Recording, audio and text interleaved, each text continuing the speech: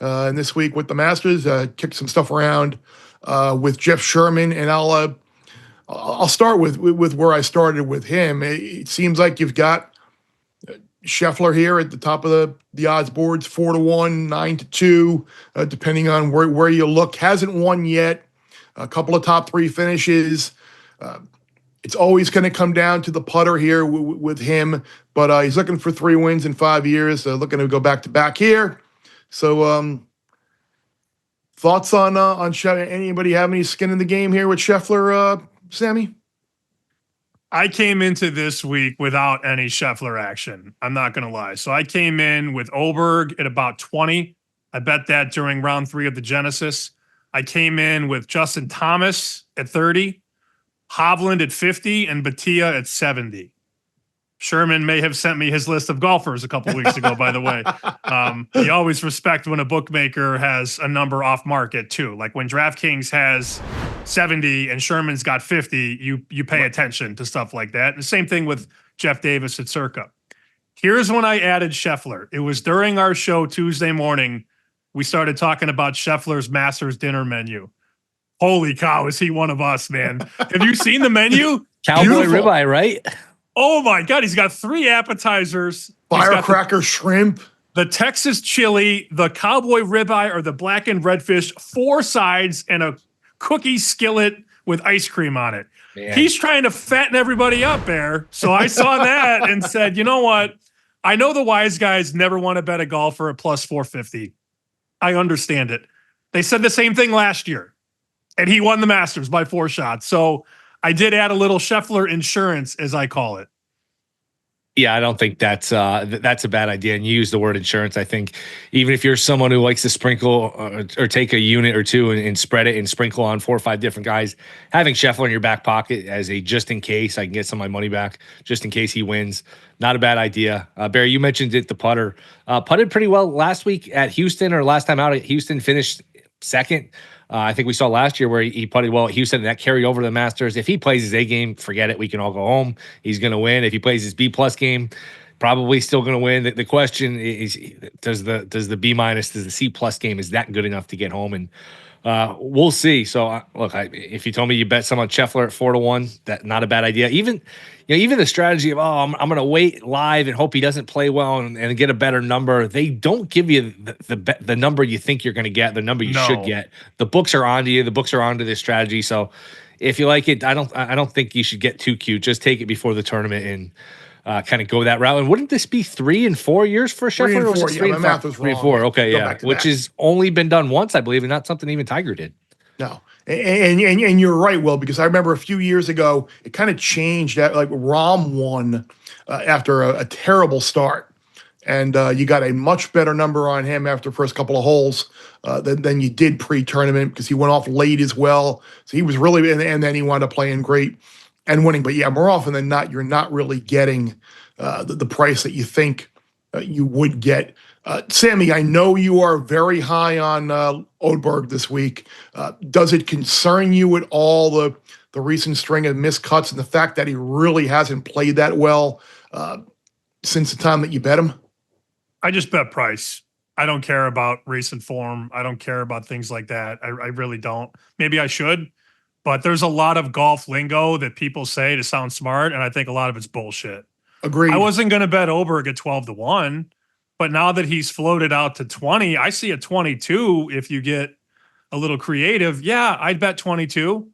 But it's funny, a guy misses a cut last weekend and doesn't exert himself Saturday or Sunday. He also played extremely well at this course in Augusta last year. But we're like, well, he didn't make the cut last week. I can't bet him. But the price is quite literally as good as it's been on Aberg in 6 months. So if he can channel it and come in fresh, again, didn't play Saturday, didn't play Sunday, played really well at Augusta last year, and you get the best number you've been able to get in a very long time, that's when it's time to strike. Generally, I mean, you don't want to bet a guy at 12 when he just won the tournament last week. You want to bet him when people aren't talking about him, and that's what you have with Aberg. It's all about the number. That's it. Yeah, you are talking about Bear, and really, I think Bear, the same kind of principles can apply to somebody like Schauffele, a guy I think you've bet in the past and been successful betting in the past, where not playing great, dealing with an oblique, but does the fact that he's had a habit here of winning majors, is that something where he snaps out of it? Do you think that sort of logic applies to Schauffele here? I do. It's funny. Jeff Sherman did not think so. He was on the leaning to fade Schauffele this week, but I kind of agree with Sammy's mentality as well. Like it's a lot of times you get these like forgotten numbers, these forgotten the forgotten players, these prices that just drift because the narrative is, oh, he's hurt, he missed the cut, he isn't playing well. And then was it a couple of years ago when the live golfers, the live guy in Brooks drifted into like the 30s, I think, and he was right there and nearly won the thing. So a lot of time there is a little bit of a zig when everyone zags, and vice versa, especially in golf, because the numbers I think do matter. And that's one guy that I'm worried about this week, at least from the win market, is Colin Morikawa. Obviously, his game fits. I said with one of the nice golf terms. Sammy, I mean, like it's a second shot golf course, and Morikawa is certainly a great iron player with his second shots, so the course should fit him. But I worry he's taken a lot of play as numbers come down. Like I don't know if I'd bet him to win now, but I think he's someone you're probably better off playing in the top 10, top 20 type market. I think it's important to understand that you should scatter your portfolio with more than just outrights. You're only going to win one of those. And I know guys that will come in, they'll make 8 bets, they'll all be in the outright market, and they'll win none of them and be out 8 units or 4 units or whatever. And they're always frustrated. And I tell people, look, you can attack head-to-heads maybe more than anything else because it's easier to beat one golfer than it is to beat everybody else. But the top 10s and the top 20s with books that let you parlay. So I'll give you an example.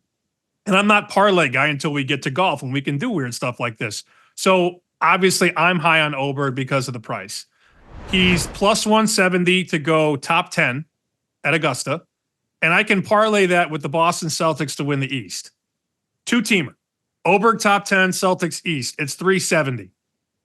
Not bad, right? Not bad at all. And then, let's see. Let me make another one and let me go to AL Pennant. And I believe we all like the Texas Rangers, don't we? To some extent. So an Aberg top 10 with a Celtics East and a Rangers pennant is 33-1. That's how I like to bet golf, Bear. By throwing things with other things that are likely to happen, and you see what happens. I don't need to tell you that. I mean, you're always, when you go to a good state, you're driving out of your way to parlay stuff at the White Castle. You know what I'm talking about. I mean, I just took a top 10 bet, wheeled it with a favorite to win the East and one of the best teams in the American League. That has a really good chance of putting us in a good spot down the road. Plus, you get action from now till October if things go right, which people like, having the action, having something to root for. That the bang for their buck in terms of entertainment. Let's face it, probably a good portion of our audience. Yeah, everyone wants to win money, but there's an entertainment aspect of this too, where if you make that bet, you're you got something to sweat through June in the playoffs, and then again, through the baseball season until the end of October, pretty much. Either of you, any thoughts on Rory? No, thank you. Nope.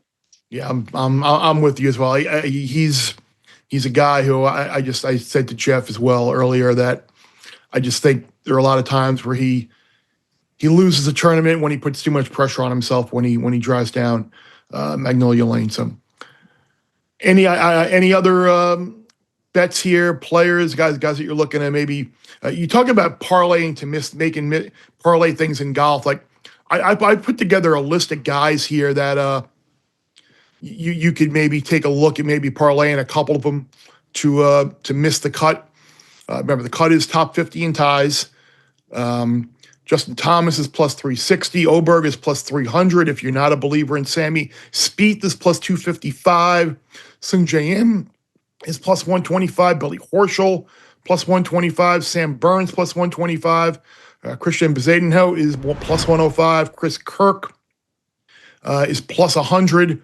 Even money, however you want to phrase it. Like these are all guys that have either struggled here at Augusta or are not coming in the best of form, that again, parlay maybe some of the guys in top 10, top 20, probably some guys that make miscut. Like I love especially the miscut in majors like the U.S. Open or the Open Championship, where you have those massive fields and you can get some dramatic weather swings, and they're bigger, but got to be a little bit more judicious here with the make the miss, being that you're only going to get about 45 players to miss the cut, and really 20 of them aren't going to make it coming in.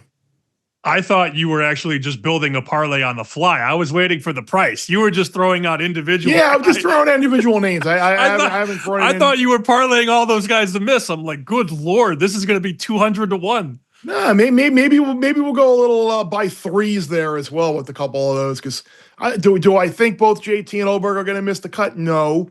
Do I think one of them could? Maybe, but that's where the fun of it comes in. Bear Bets full episodes drop twice a week right here on the Bear Bets YouTube channel. Remember to subscribe to stay ahead of the odds, and let's celebrate all of our wins together.